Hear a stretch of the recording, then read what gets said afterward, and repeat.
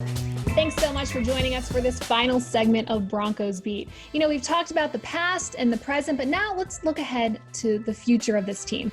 Locally, the conversations surrounding Drew Lock are really, really positive, but nationally, it seems like there's kind of a mixed bag. Steve, what do you think the national media thinks of Drew Lock? Do they think that he can be a franchise quarterback for the Broncos? I'm not sure yet, and it's certainly a fair question to ask. I was able to do a handful of his games at Mizzou, so he was not that heralded there, even though he had the career SEC season. I appreciated that Cecil pronounced Albert O's last name earlier in the show, ensuring that I mispronounced it for 3 years of college. Locke there is no shortage of confidence there, right? We're all good on that. Everybody saw him rapping and dancing on the sideline. That made its way around the league last year. Yeah, so he's got the moves there. So he's got the swagger. He's got the confidence. I think the year sitting and watching, or the first part of the year watching, gratefully helped him. He obviously is changing offensive systems, so that is not ideal. And what I will just say, this is not specific about Locke. This is my own philosophy with these kinds of things. I traditionally douse end-of-season winning streaks with lots of water. And I mean all teams in the NFL and every sport, really. Those are, in essence, meaningless games in a lot of ways in the standings.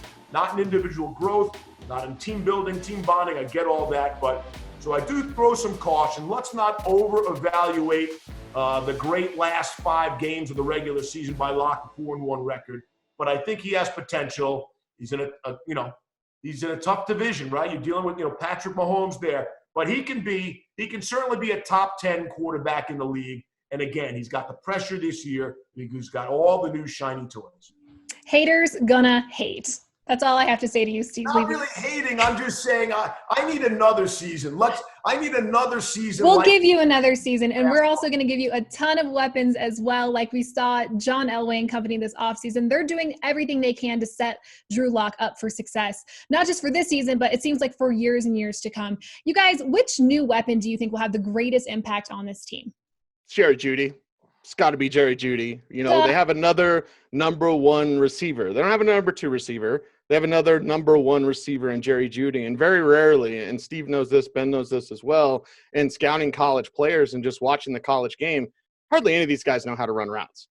These guys don't even know how to beat press coverage. They don't know how to line up on the line of scrimmage. They're running to open spots. Wide open targets abound in college football. With Jerry Jeudy, it's different. Jerry Jeudy knows how to cut a rug. He knows how to create his own separation. He knows how to get open with savvy route running, add in soft hands, add in that little dead leg thing. He does dead leg, take it away. Great moves, good speed. Jerry Judy's going to be that player.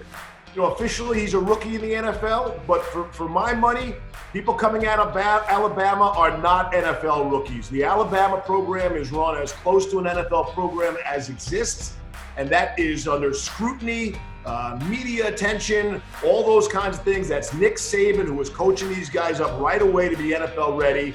And dare I say that Cushenberry and LSU is very similar.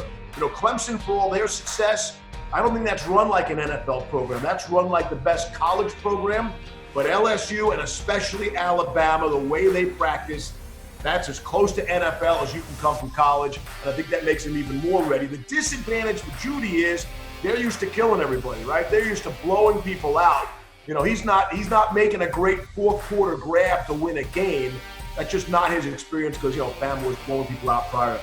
I would probably say if you're looking at the skill positions, that's probably the right answer. Everybody's excited about KJ Hamler's speed or Alberto's speed. I go a little bit different direction. I say that revamped interior offensive line. You had Graham Glasgow, you had Lloyd Cushenberry. That's still a weapon. That's protection for a quarterback who's got the ability to buy time with his legs. And, anytime you get a combination of that, a good offensive line, it's not a liability. Holding calls. Ron Leary was notorious for him last year. Garrett Bowles got bagged for it, but Ron Leary was just as bad.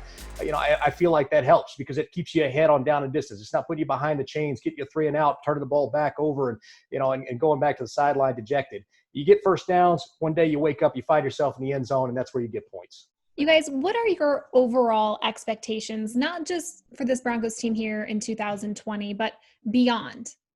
Well, I want to see the confidence build. And I really want to go back to Steve's comments because I'm a little bit the opposite, but Steve had my attention about end of the season success. I remember a young Steve McNair having end of season success before carrying over to a great career. I remember, this is the Steelers fan in me, Willie Parker having one big game against Buffalo in week 17. Next season, he was a 1,000-yard rusher. So I think, and you pointed this out, Steve, like, it can build team building. It can build confidence. I want to see that confidence carry over because I think the first part of this Broncos schedule is much easier than the second part of the Broncos schedule. So excuses aside, COVID-19 and virtual offseason, no, this team needs to get off to a hot start. So, Steve, I hope the Broncos can carry that confidence that they built in the 4-1 start with Drew Lock last year over to the beginning of this season. You know, I know it was like, what was it, 45 years without consecutive losing seasons. So I really look, everybody's optimistic at this time of year. I am reading what everyone is saying, and everyone is talking it's playoffs or bust. I keep going back to the division. I really feel like going in, the Broncos are the clear-cut second best team in the AFC West.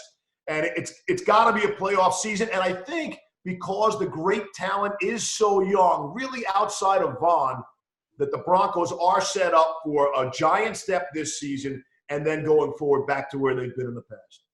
Yeah, I think if you're the Broncos, you have two goals this season. One, make the playoffs with this young roster and try to get some experience. And two, get the monkey off your back by getting one of those games off of Kansas City because that streak has just gone on far, far too long. You don't have to take them both from KC. You don't have to lap Kansas City in the division at this point. You're still in the win small stage of your build, but you need to have those two goals in mind.